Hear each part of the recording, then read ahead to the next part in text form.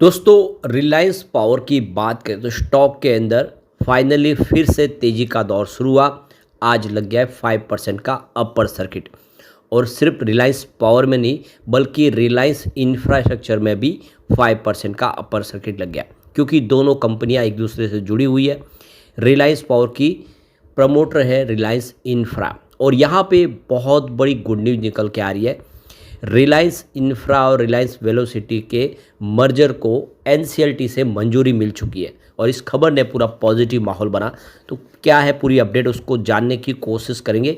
इसके अलावा दोनों कंपनियों की तरफ से ये क्लियर किया गया है कि रिलायंस कम्युनिकेशन का जो पूरा मामला है, जिसके ऊपर बहुत सारी कार्रवाई चल रही है, उससे दोनों कंपनियों का कोई लेना देना नहीं है। तो यहाँ पे इन सारी बातों को समझेंगे, और क्या फिर से रिलायंस पावर यहाँ से शानदार करता हुआ दिखाई देगा, क्योंकि अपने ऊपरी प्राइस से अभी भी अगर आप देखें तो 30 रुपीज़ नीचे मिल रहा है, क्योंकि ये स्टॉक पिछली बार तेज़ी के दौर में 76 तक चला गया था और अब 46 के आसपास है।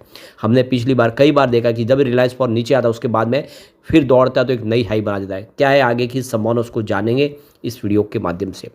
लेकिन फ्रेंड्स, उससे पहले अगर आप पहली बार हमारे चैनल पे आए तो चैनल को सब्सक्राइब कर दीजिए, एक बेल आइकॉन दबा दीजिए, ताकि जब भी नया वीडियो बने पहला नोटिफिकेशन आपको मिले। वीडियो पसंद आए लाइक शेयर जरूर कीजिए। चलो फ्रेंड्स, वीडियो स्टार्ट करते हैं। मैं हूँ आपका दोस्त SB दवे, और हमारे अपने चैनल ऑनलाइन कमाई में आपका बहुत बहुत स्वागत है। तो सबसे पहले रिलायंस पावर के कारोबार की बात करें तो 46.24 पर 5% का अपर सर्किट लगा। पिछले कई दिनों से अगर आप देखिए सर्किट लिमिट इसकी 5% ही है, क्योंकि काफ़ी ज़्यादा उठापटक देखने को मिली थी। तो आप देख ही सकते हो कि शुरुआत पॉजिटिव हुई थी 44.45 पर, और उसके बाद हल्का सा नीचे गया। गिरावट तो नहीं हुई, लेकिन देख सकते हो कि कल के लेवल के आसपास पहुंचा, और वहां से ज़बरदस्त खरीदारी लौट गई, जिसकी वजह से अपर सर्किट लग गया। कुछ ऐसा ही माहौल रिलायंस इंफ्रास्ट्रक्चर में भी देखने को मिला, जहाँ पे 279 पर रिलायंस इंफ्रा में 5% का अपर सर्किट लग गया। जबकि शुरुआत हल्की सी कमजोरी के साथ हुई थी। क्लोजिंग कल 266 के आसपास थी, आज 262 पे शुरुआत की, पर वहाँ से जो शानदार खरीदारी का दौर चला, जिसकी वजह से यह आ गया अपर सर्किट में। तो इसके पीछे सबसे बड़ी गुड न्यूज है कि honourable national company law tribunal Mumbai bench ने 1 सितंबर 2025 यानी कल आप देखें तो मर्जर की जो प्रक्रिया थी उसको मंजूरी दे दी है।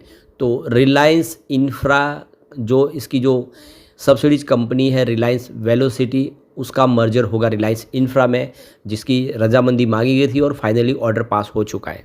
तो यहाँ पे देखिए first petitioner company Reliance Velocity Limited और Reliance infrastructure second petitioner company थी, और इनके शेयर होल्डर ने यहाँ पे इस मर्जर की प्रक्रिया को मंजूरी दी थी, जिसके बाद एनसीएलटी के पास मामला गया।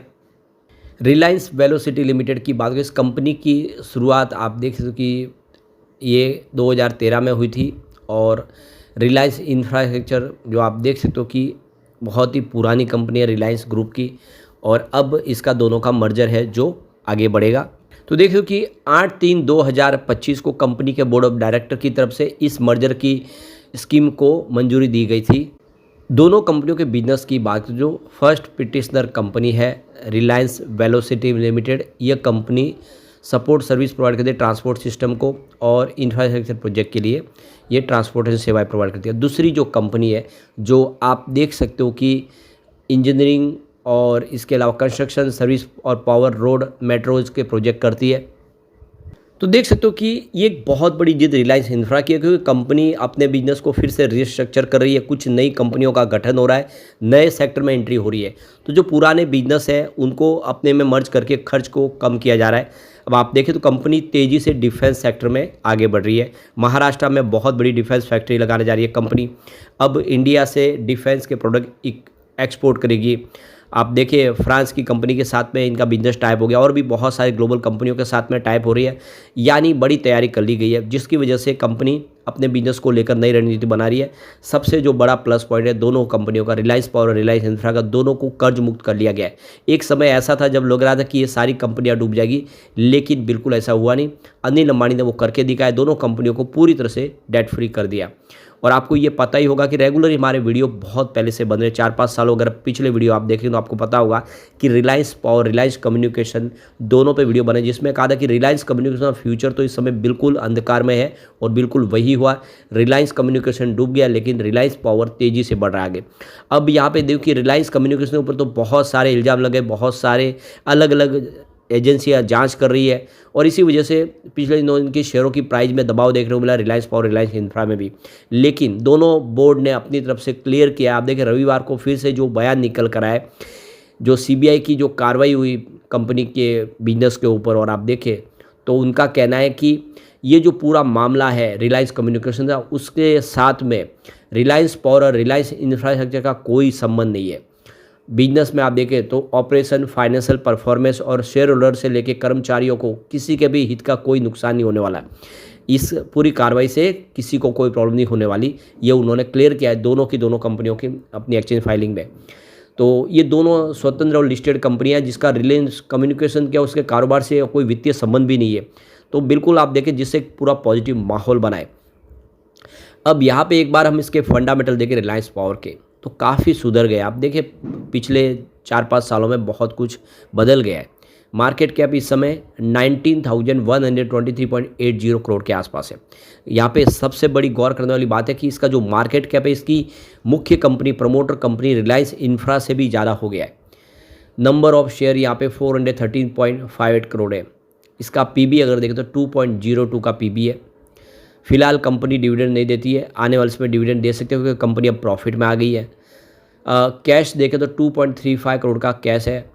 प्रमोटर होल्डिंग यहाँ पे 24.98% के आसपास है। एक समय ऐसा भी था 4-5 साल पहले जब इसकी होल्डिंग प्रमोटर की मात्रा 9% के आसपास थी। प्रमोटर ने अपनी स्थिति अच्छी मजबूत कर ली है। सेल्स ग्रोथ यहाँ पे 0 है।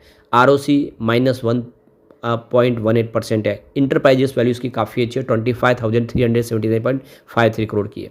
इसका पी रेशियो 0 है फिलहाल, क्योंकि आप देख ही सकते हो कि स्टॉक काफ़ी नीचे है इस समय अपने फेयर वैल्यू से भी। फेस वैल्यू अगर देखें तो इसकी 10 रुपीज़ का है। बुक वैल्यू 22.86 की है। डेट कंपनी पे फिलहाल देखिए 6,258.08 करोड़ का है। ये करंट बिजनेस का डेट है और इसमें लाइबिलिटीज़ में इसको नहीं गिना जाता है। तो कंपनी इस समय देख सकते हो कि उस तरह से डेट फ्री हो गई है, पुराने सारे कर्ज को चुका दिया गया है। बाकी बिजनेस बढ़ाने के लिए पैसे कर्ज लिया जाता है फिर चुकाया जाता है। EPS इसका देख सकते हो कि -0.23 रुपीज़ का है और ROE इसका -1.02% है, जबकि प्रॉफिट ग्रोथ की बात करूँ -313.97% है।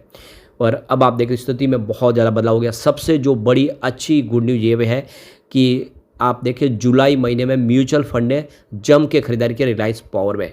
करीब 34 म्यूचुअल फंड ने फ्रेश इन्वेस्टमेंट किया है। ये आंकड़े बहुत ज़्यादा उत्साहवर्धक है। सिर्फ 5 ऐसे म्यूचुअल फंड थे जिन्होंने एग्जिट लिया है। 5 के सामने आप देखिए 34 नए म्यूचुअल फंड की एंट्री करना इस बात का सबूत है कि अब इंडिया के जो बड़े फंड हाउस है वो रिलायंस पावर पे भरोसा करते हैं और निवेश शुरू कर चुके हैं। ऐसे में आलमस में उम्मीद है कि रिलायंस पावर, रिलायंस इंफ्रा बहुत शानदार करते हुए दिखाई दे सकते हैं। लेकिन फ्रेंड्स, कोई भी इन्वेस्टमेंट करने से पहले अपने फाइनेंशियल एडवाइजर से एडवाइस ले ले या अपना खुद का रिसर्च करें, क्योंकि मैंने वीडियो आपके एजुकेशनल पर्पज़ के लिए ही बनाया। वीडियो पसंद आए तो लाइक से जरूर कीजिए और चैनल को सब्सक्राइब कर दीजिए। Thank you friends.